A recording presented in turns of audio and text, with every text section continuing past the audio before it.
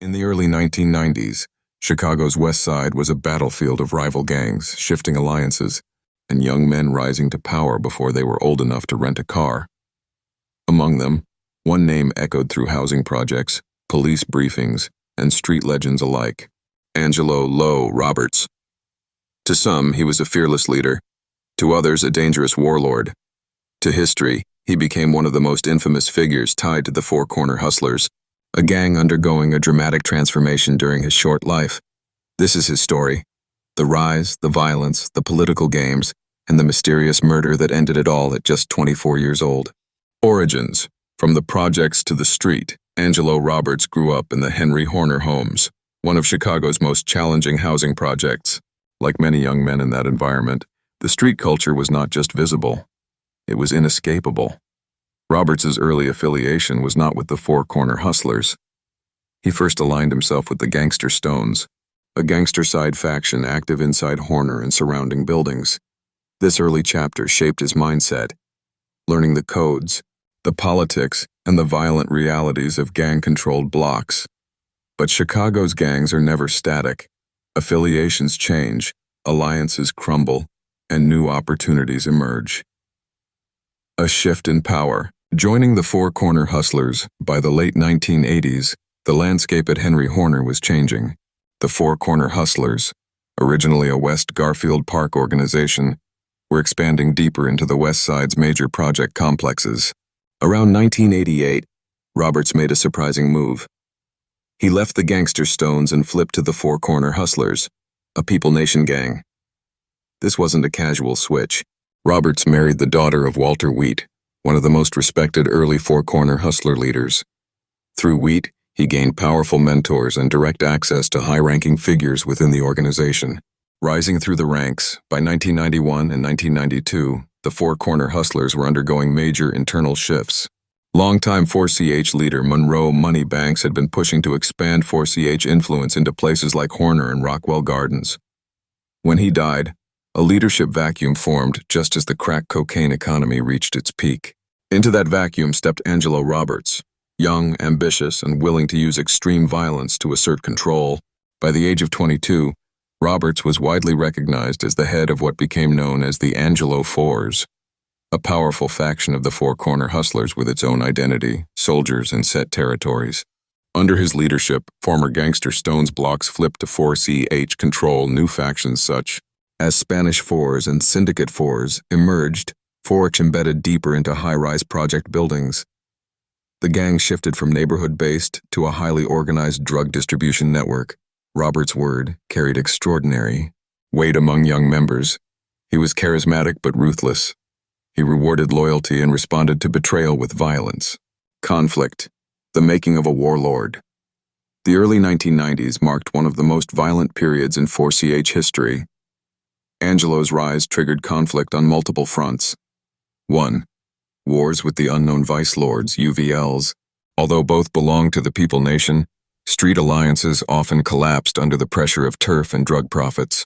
Violence erupted across the West Side, particularly in 1993, as the two groups battled for control of buildings and corners. 2. Tension with law enforcement. In 1990, Roberts was accused, though never convicted, of shooting a police officer at Henry Horner. This single event intensified police focus on him, placing his name on internal watch lists as a violent influencer inside the projects. 3. The weapon plot. In 1994, federal undercover agents unveiled one of the most shocking gang-related conspiracies of the era. According to indictments, Roberts and other 4CH members allegedly attempted to purchase an anti-tank rocket, automatic rifles, machine guns equipped with silencers. They offered cocaine and cash in exchange. Authorities later claimed the weapons were intended for an all-out war on the Chicago Police Department's 11th District Station. Whether legend or literal intent, this incident cemented Roberts' reputation in law enforcement circles as a dangerous extremist willing to escalate conflicts to military levels. Cracks in the empire. By late 1994, the Four Corner Hustlers were splintering. Internal jealousy, power struggles, drug line disputes, retaliations, paranoia. Several high-ranking figures were killed, including Walter Wheat, Roberts' father-in-law and one of his key supporters. Roberts himself had developed enemies not only outside the gang, but inside it. The chaos surrounding his name grew too large to control. And then, suddenly, everything ended. On January 16, 1995, the body of Angelo "Lo" Roberts was discovered in the back seat of a brown Chevrolet on Chicago's South Side, near 7009 South Vernon Avenue. His throat had been slit. He was 24 years old. No one was ever charged. No one ever publicly confessed. Rumors circulated.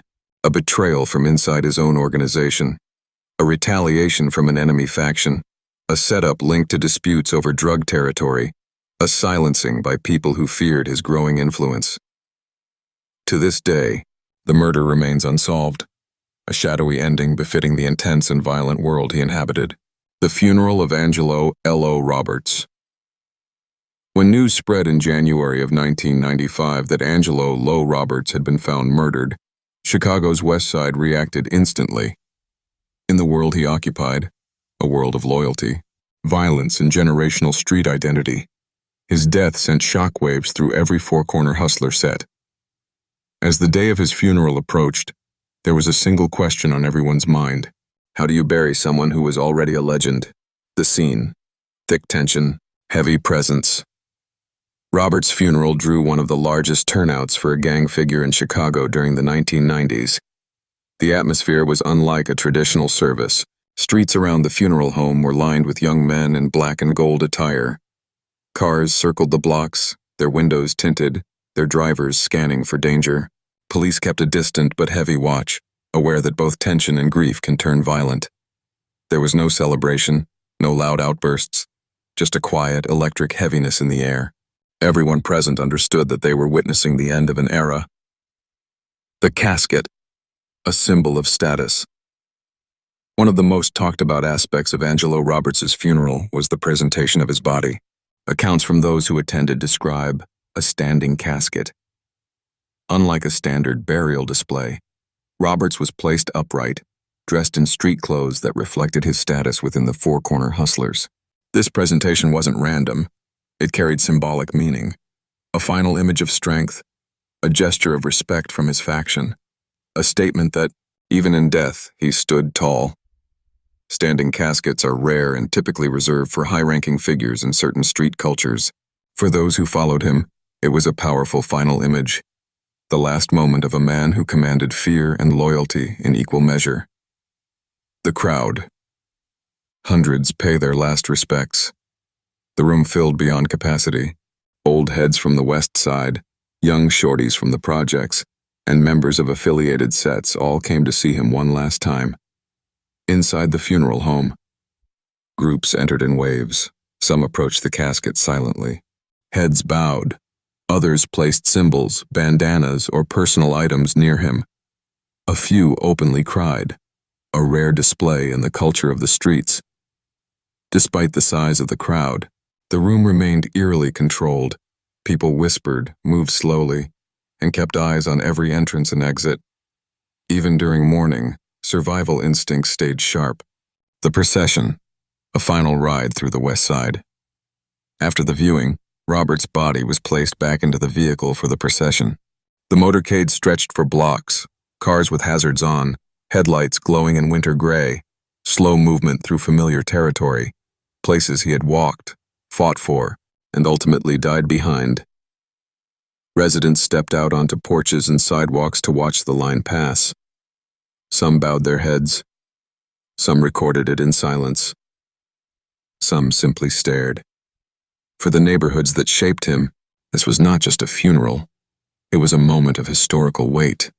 The burial, respectful, guarded, final.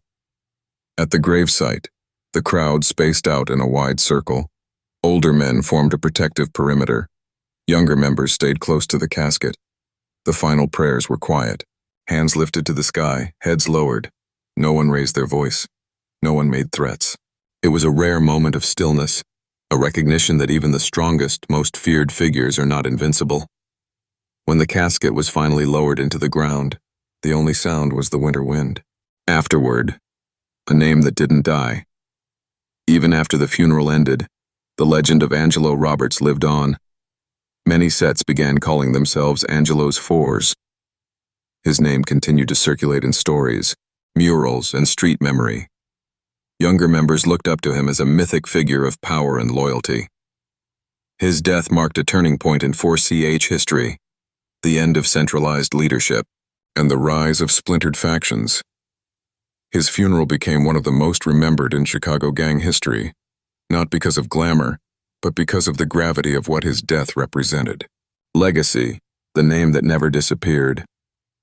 Despite his short life, Angelo Roberts left a unique imprint on Chicago gang history. Many four-corner hustler sets still refer to themselves as Angelo's Fours, a sign of how deeply his leadership reshaped the organization during a pivotal era. He is remembered in street lore prison conversations, older 4CH members' stories, oral histories passed down through generations. To some, he symbolizes ambition and fearlessness. To others, he represents the destructive impact of gangs on Chicago communities. To history, he stands as a cautionary tale, a young man who rose too quickly, ruled too violently, and died before he could see 25. Overall, Angelo Roberts' story is not just about one man. It is about a city struggling under the weight of poverty, gangs, failed housing projects, and systemic neglect. It is about communities caught between survival and self-destruction. And it is a reminder that even the most feared figures are still human, vulnerable to the same consequences they impose on others. In the end, the story of Angelo Roberts is the story of Chicago in the 1990s. Chaotic, violent, legendary, and tragic.